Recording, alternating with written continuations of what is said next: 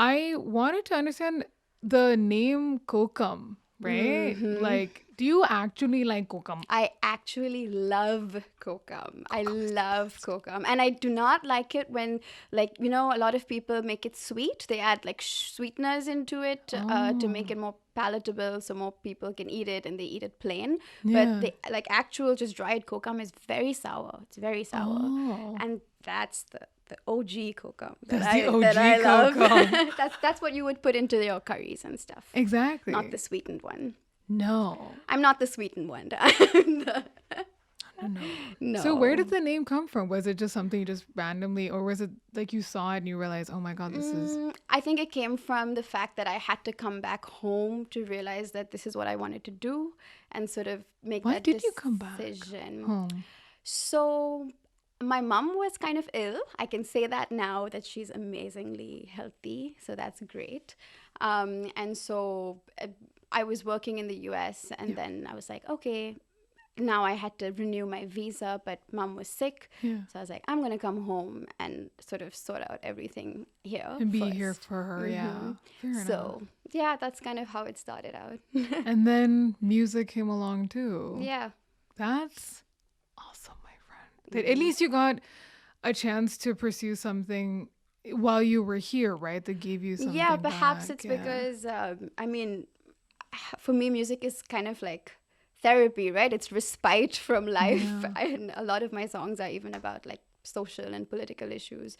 So, you released a couple of singles in 2020, right? You released Floating in Feb 2020. Yes. And your like the spoken word track that we featured on our Walls mixtape, Thank Yellow you. Brick That Road. was awesome. No, that was it such a was wonderful... amazing. Actually, my partner Shaun was the one who sort of introduced it to me and said, "Hey, you gotta listen to this track. It's really cool."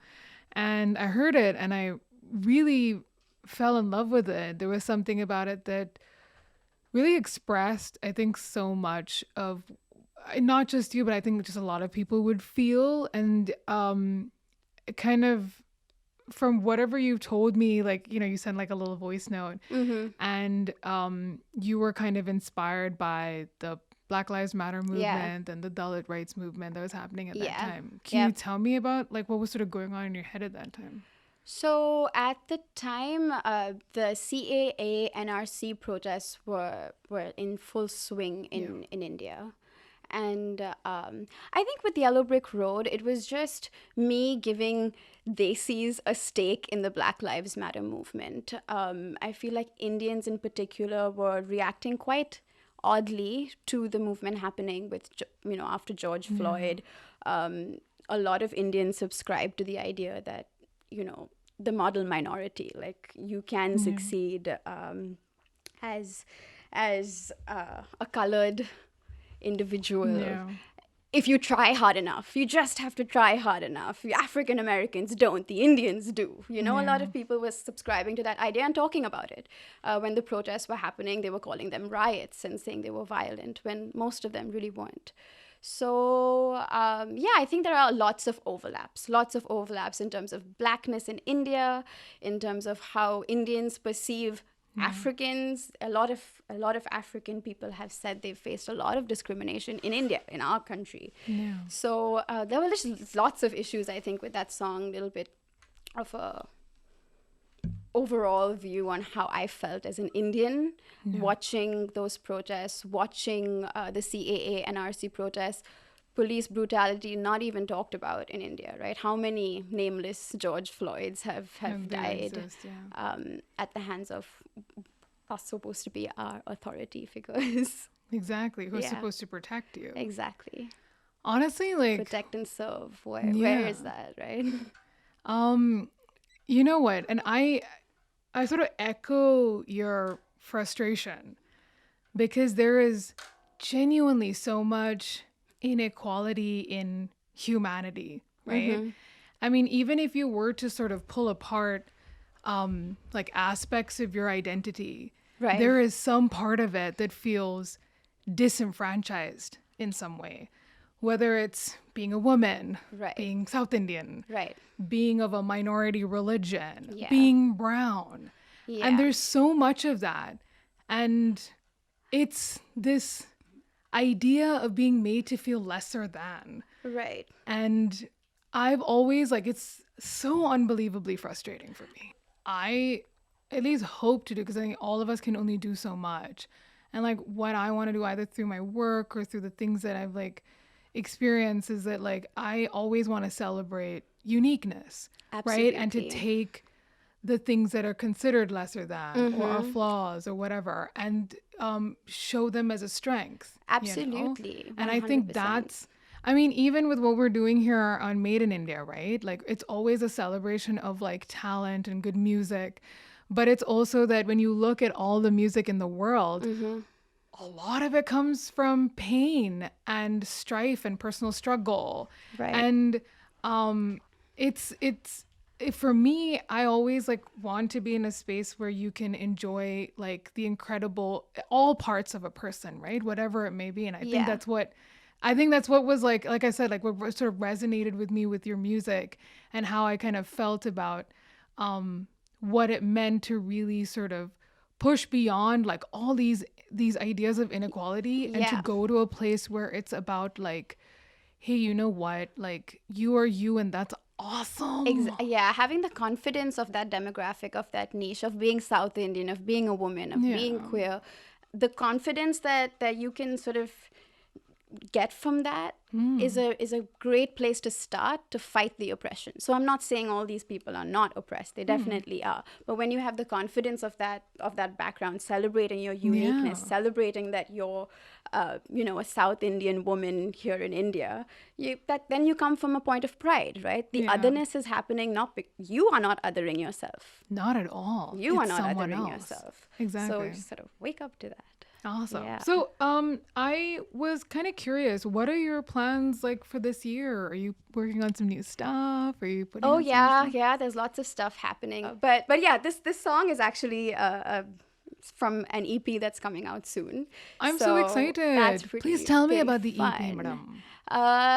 It's about 3 or 4 songs maybe that we're putting out, all sort of in the realm of like R&B, hip hop, spoken word type of thing.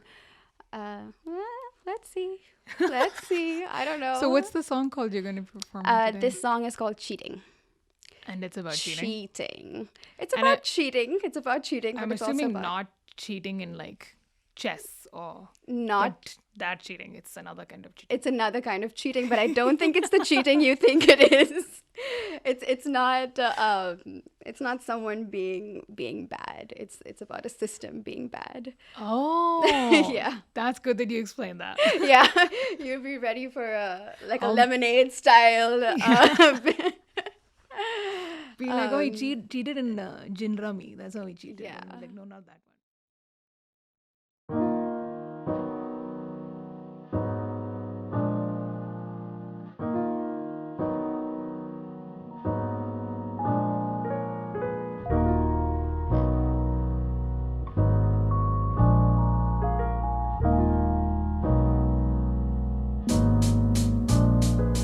What's the media telling me that I don't know? Spewing hate and ignorance. We all gotta get in a flow of spreading the word of love. Check my privilege, wreck my privilege. I am disjointed from the struggle of my people, of my home. In the Americas, we fit in and live a first world life. My brothers and sisters are here, first world people.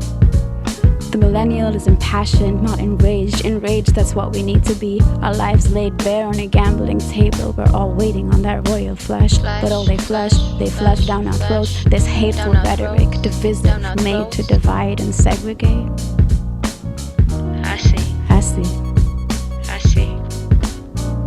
I see you cheating. I see you cheating.